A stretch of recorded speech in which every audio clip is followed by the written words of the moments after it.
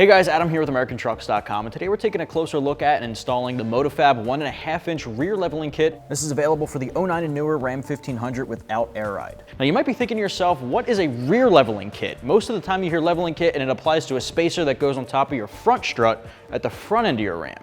Well, a rear leveling kit comes into play when you have some added weight at the rear end that might be sagging it down. And that logic can apply to a bone stock Ram suspension, or it can apply to a truck that may already have a leveling kit on the front end as well. Anytime that you have added cargo in your bed, maybe you're using your truck for utility applications, maybe you have tools in your bed, maybe you might even be towing something that would sag down the rear of your truck.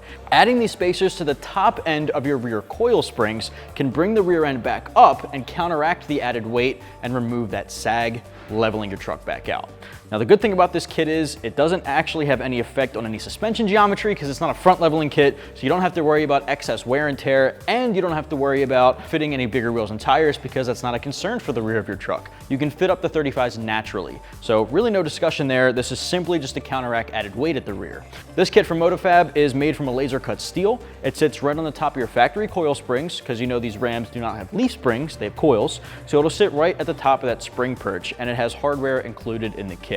This kit here is going to run you right around 75 bucks, so it makes a really affordable mod to your rear end, and the install is going to get 2 out of 3 wrenches on our difficulty meter. Anybody can tackle this in the driveway at home. You just want to make sure you have the right hand tools. You're just going to be disconnecting a couple of factory components like your Panhard bar. You'll be disconnecting your bottom of the shock, going to the axle as well as your sway bar, and then you'll just lower the axle down, slip these guys in, bolt it up, and reconnect your components. Now I'll take you through the entire process from start to finish. It'll take you about 2 hours from start to finish, maybe even a little less depending on your experience. So what do you say we get started?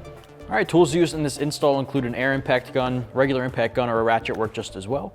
1/4-inch ratchet, 8mm and 21mm deep sockets, 18mm ratcheting wrench is recommended, 21mm wrench, and a hammer.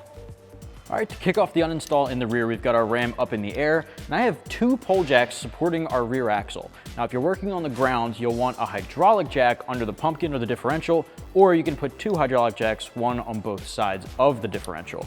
Now, that's gonna help support the weight. As we disconnect some suspension components, that's gonna hold that up, and then we'll slowly lower both sides down to release the tension on the spring in order to insert our leveling kit.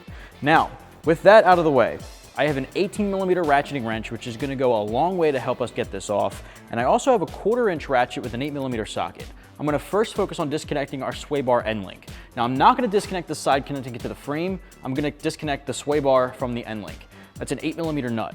Now, the reason I have both of these in my hand is because once I start loosening this up, the entire stud likes to spin. To get around that, I'm gonna put my 18mm ratcheting wrench on our nut here, and I'm gonna put the 8mm socket on the end to hold the stud steady. And then I'm gonna loosen this guy up. That way, stud stays still and we can get the nut off. For the rear with a solid rear axle, you're gonna do both sides at the same time.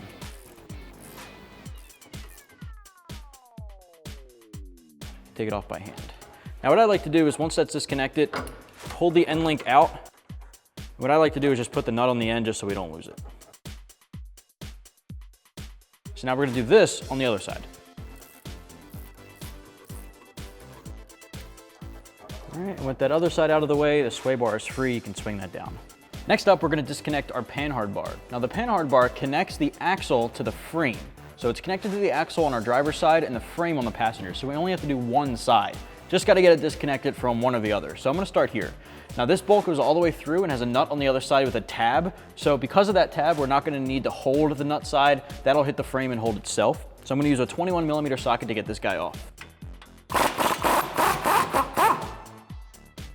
So the nut came off. There we go, and that's free. All right, now on the opposite side of our coil spring is our shock.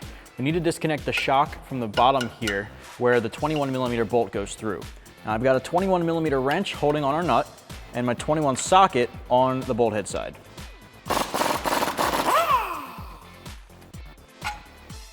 All right, so now we can just repeat that on the other side to tackle the shock bolt.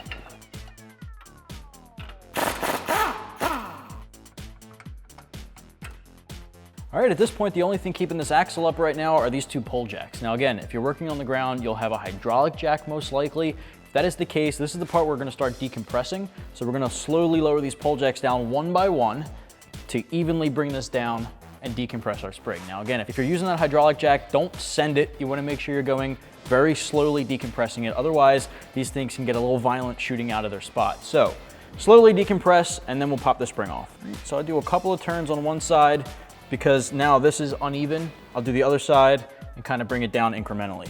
All right, once it starts decompressing, you'll start to hear a little bit of creaking coming from the coils. That's letting you know it's close to fully decompressed, and you just saw it fall out. So this guy's completely loose, and we're good to bring her down. Same thing on the other side. Once you can twist it, there's no more pressure or tension on it. So now at this point, we're just bringing it down low enough that we can get the spring actually out in order to insert the spacer. All right, there you have it. All right, next step here, we're gonna get our spring out of place, set our leveling kit on top of our lower coil bucket, and then we'll put our spring back on top of that. So let's first off lift this spring up, slide this guy out. Now when you take the spring out, make sure the isolator from the top is coming with it. And that rubber isolator at the top looks like this.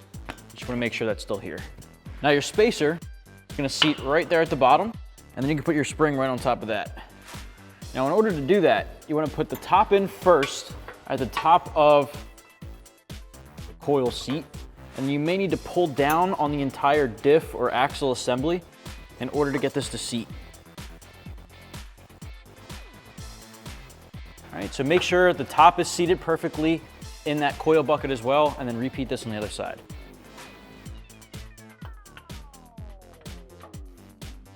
So at this point, we're gonna slowly start jacking up the rear axle in order to reconnect our shock. Now when you do this, you wanna make sure you're taking extreme caution. You don't wanna just send it all the way up really quickly. Just take it slow, because we're gonna start compressing our spring. But one thing you do wanna make sure is that the spring is properly seated top and bottom before beginning.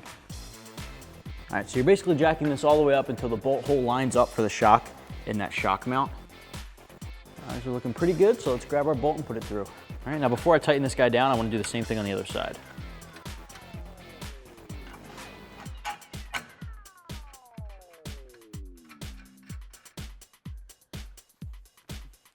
All right, so now we can grab our 21 millimeter socket and our 21 wrench and tighten these two down.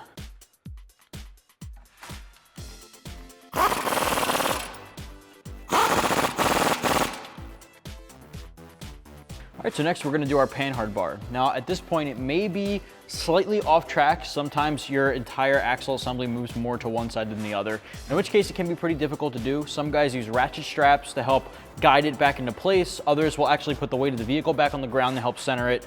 Ours isn't too far off, so I'm just gonna use this bolt to pull it back a little bit to where it needs to be. And with the bolt in, as much as I can go by hand, we can grab our hammer and tap it through the rest of the way.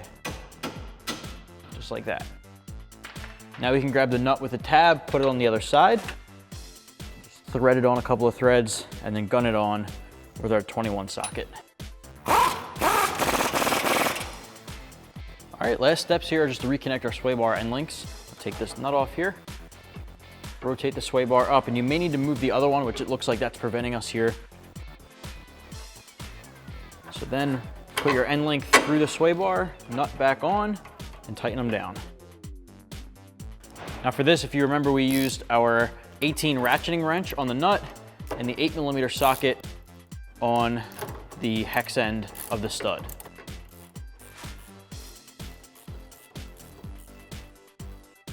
All right, repeat on the other side.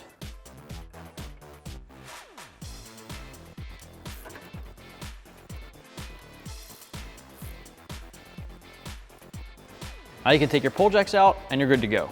That's gonna wrap up my review and install for the MotoFab 1.5 inch rear leveling kit. This is available for the 09 and newer Ram 1500 without air ride. You can pick this up for your Ram right here at AmericanTrucks.com.